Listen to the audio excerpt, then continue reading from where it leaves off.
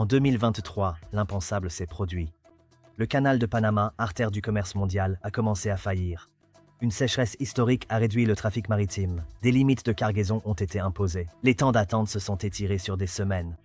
Des milliards de dollars d'échanges ont ralenti car une voie d'eau manquait d'eau. C'est alors qu'une question périlleuse a fait surface. Et si le canal de Panama n'était plus fiable? Le Mexique avait une réponse. Pas un second canal, mais un pont terrestre. Un corridor de fret de 300 km.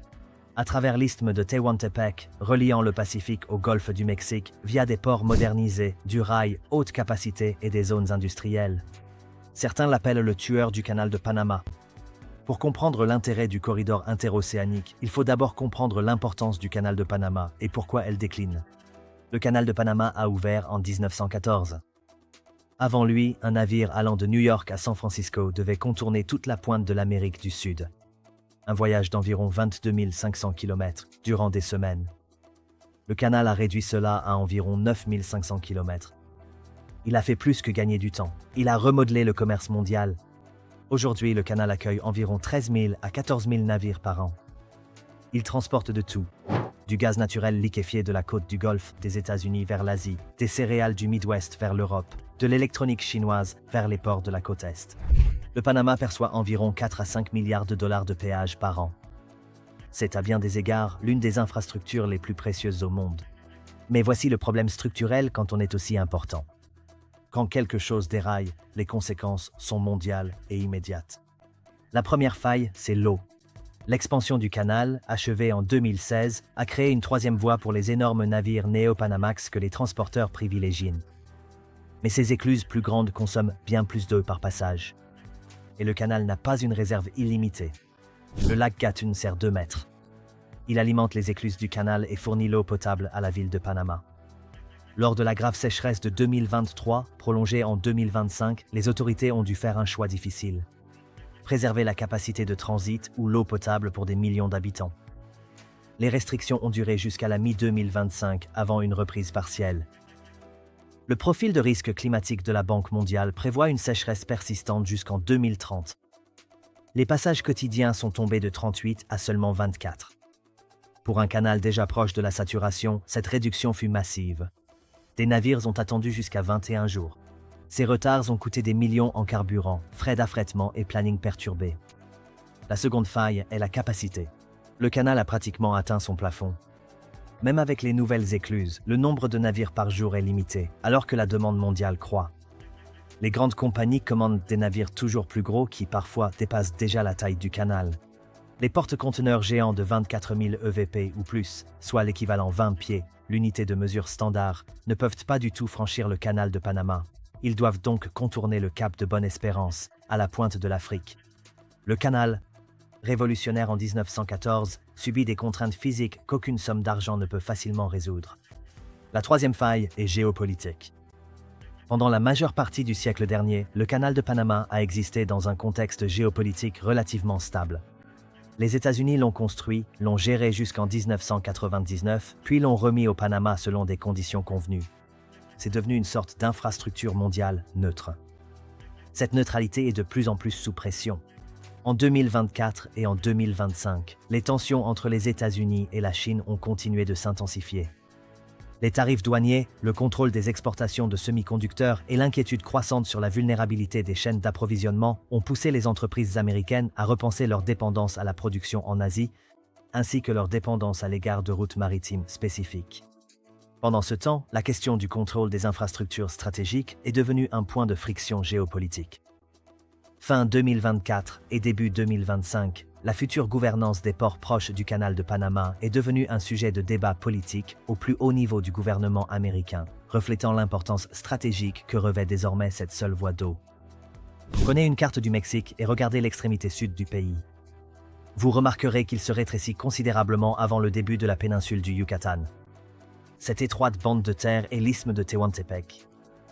Il fait environ 300 km de large, soit moins de 190 000, séparant l'océan Pacifique du golfe du Mexique. On connaît cette géographie depuis des siècles. L'idée de construire une sorte de voie de transit à travers l'isthme n'est pas nouvelle. Auparavant, les puissances américaines et européennes l'avaient étudiée comme route possible pour un canal dans les années 1800, avant que le Panama ne soit finalement choisi. Le Mexique lui-même a tenté de développer l'isthme économiquement à plusieurs reprises au cours du siècle dernier, avec un succès limité. Le terrain est difficile, la région est pauvre, et les investissements dans les infrastructures ne se sont jamais concrétisés.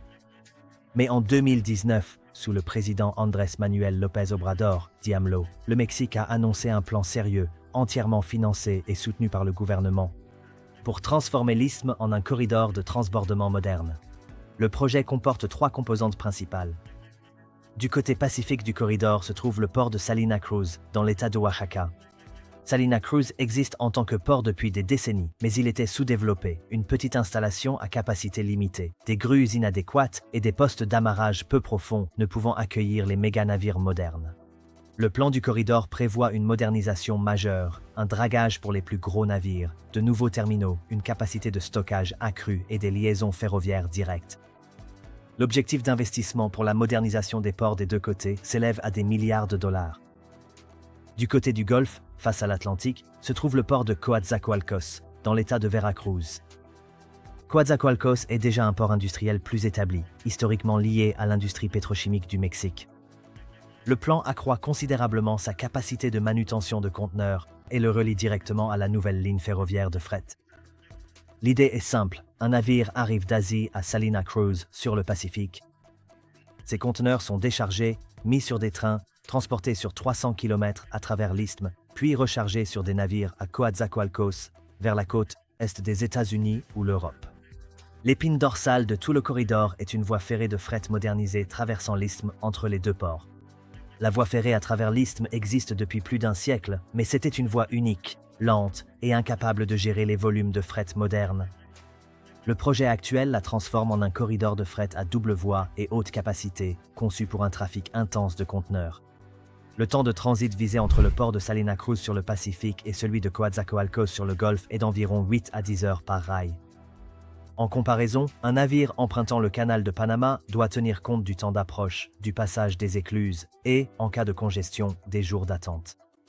Dans les bonnes conditions, surtout lors de longs délais d'attente au canal, le corridor de l'isthme devient une alternative vraiment compétitive pour certains flux de marchandises entre l'Asie, la côte et des États-Unis ou transatlantique. Parallèlement aux ports et aux chemins de fer, le Mexique développe une série de zones de développement, des polos de Desarrollo, en des points clés du corridor. Il s'agit de parcs industriels spécialisés conçus pour attirer des activités de fabrication, de transformation et d'assemblage. Le gouvernement mexicain a annoncé 10 zones de ce type, avec des incitations incluant des avantages fiscaux, des permis accélérés et un soutien aux infrastructures. Les industries ciblées vont des composants automobiles à l'électronique, au textile, à la pharmacie et à l'agro-industrie, soit tout l'éventail manufacturier historiquement centré en Asie. La logique stratégique ici est claire. Si l'on peut attirer des usines dans l'isthme, le corridor devient plus qu'une simple route de transit. Il devient un pôle manufacturier avec un accès ferroviaire direct à 2 océans. Les marchandises ne font pas que passer, elles y sont fabriquées. Le Mexique a déjà engagé environ 11 milliards de dollars dans le projet de corridor, dont une injection de 2 milliards ajoutée par la présidente Sheinbaum. En 2025, l'achèvement complet, incluant toutes les zones industrielles, devant dépasser les 20 milliards de dollars à terme. Des comparaisons permettent de situer cela dans son contexte. L'élargissement du canal de Panama, achevé en 2016, a coûté environ 5,25 milliards de dollars. L'élargissement du canal de Suez, achevé en 2015, a coûté environ 8,5 milliards de dollars. L'investissement du Mexique est du même ordre que ses projets d'infrastructures majeures, bien que le corridor soit un type d'infrastructure fondamentalement différent.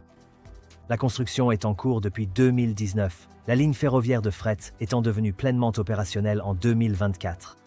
Les ports tournent actuellement à environ 60 à 70% de leur capacité cible.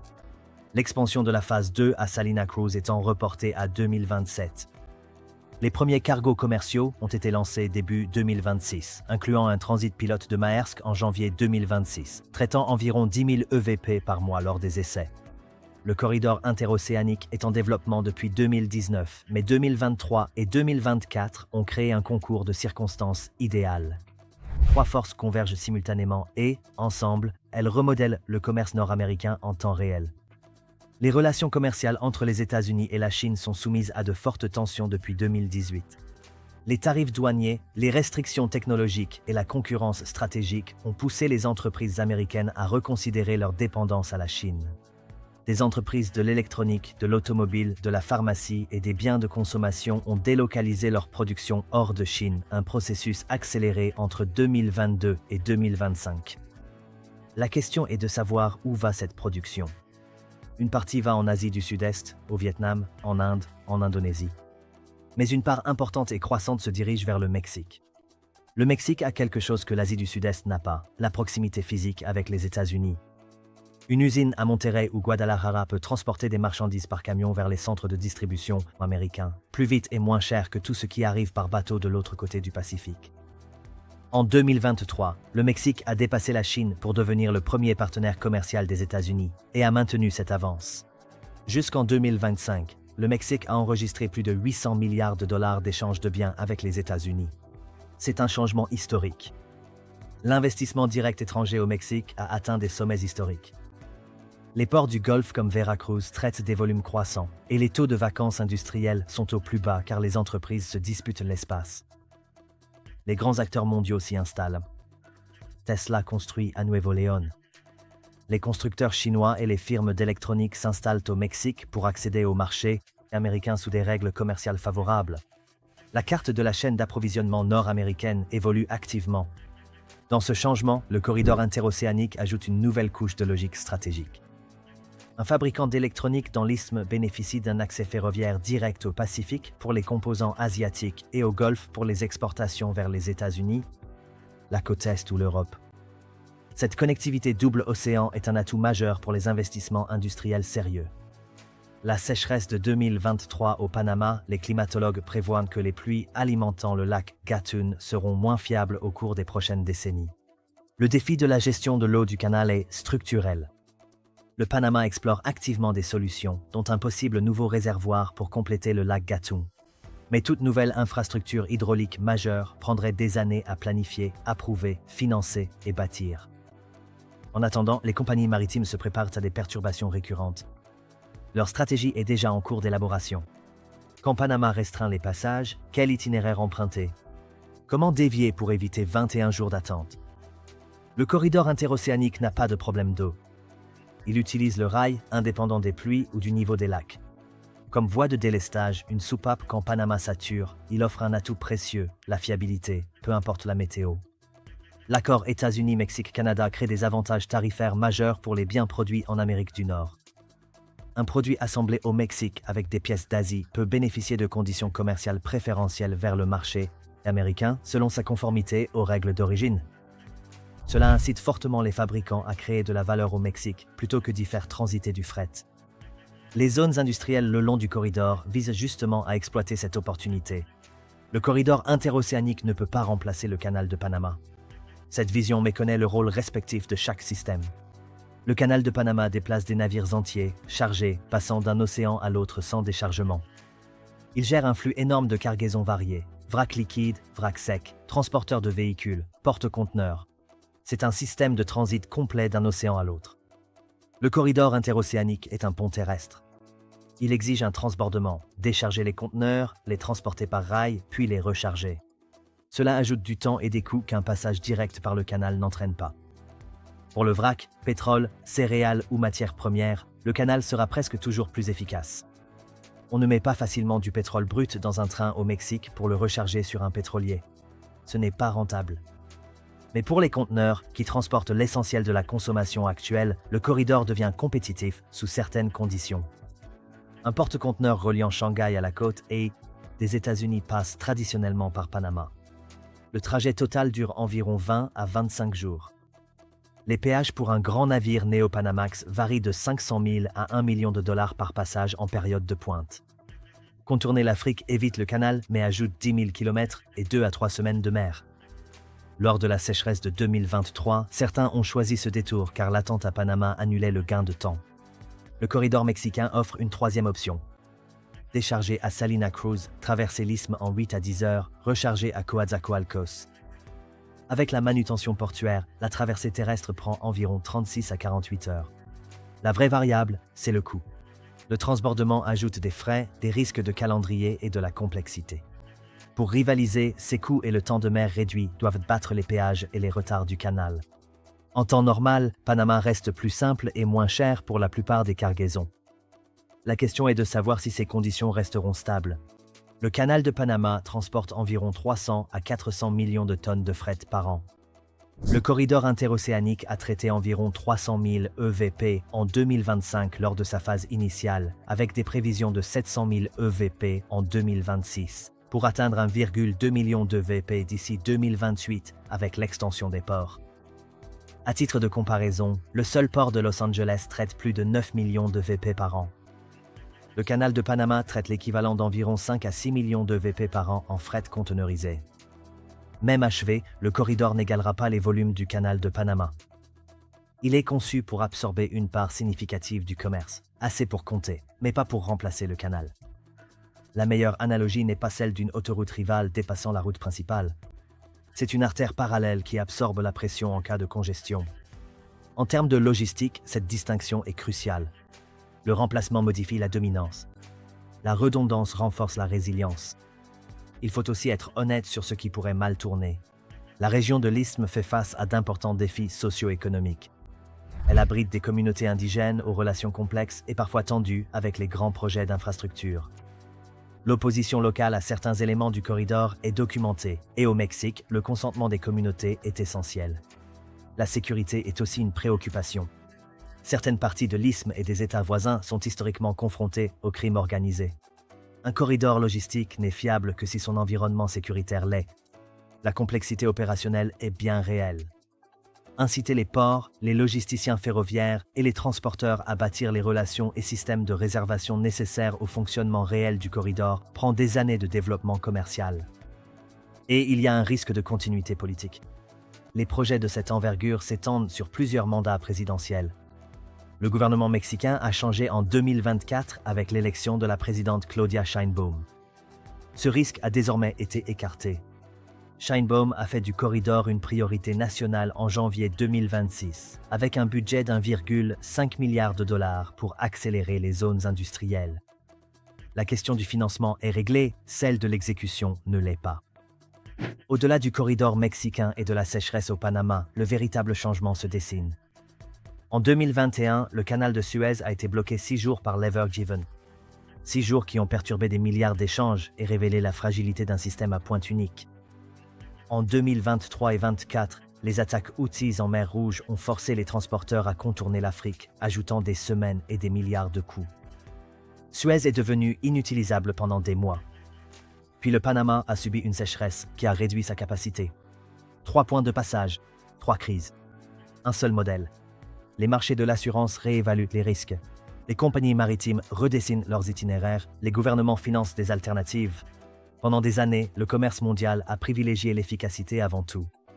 Moins de routes, de plus gros navires, un débit maximal. Ce modèle a généré d'énormes gains, mais efficacité et résilience ne sont pas synonymes. Un système parfaitement optimisé sans redondance devient une vulnérabilité à grande échelle. La volatilité climatique s'accroît. Les tensions géopolitiques s'intensifient. Les relations commerciales évoluent. Les routes maritimes, jadis jugées permanentes, s'avèrent conditionnelles. Le corridor du Mexique n'est pas la solution à toutes les vulnérabilités. C'est une pièce émergente d'un réalignement structurel. Le signal le plus important réside dans la logique sous-jacente. La question centrale pourrait passer de « Quelle est la route la plus efficace ?» à « Quelle est la route la plus efficace sur laquelle vous pouvez compter ?» Que le Mexique puisse assurer cette fiabilité opérationnelle, commerciale et politique reste incertain.